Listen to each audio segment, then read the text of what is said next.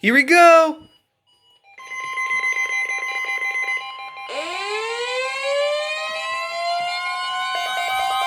Woo!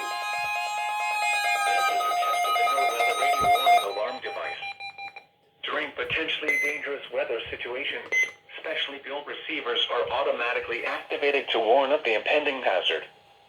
Tests are normally conducted by the National Weather Service every Wednesday and Saturday between 10 a.m. and 12 noon.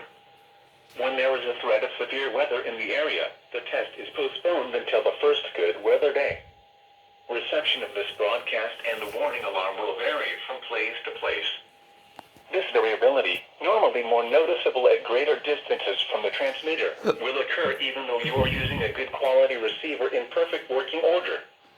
The warning alarm will be activated for severe thunderstorm, tornado, and flash flood watches, and for severe weather warnings affecting the following counties in the KIH 54 listening area: Bibb, Blunt, Chilton, Coosa, Jefferson, Shelby, St. Clair, Tuscaloosa, and Walker. This has been a test of the NOAA Weather Radio warning device. We now return to normal programming. There you go.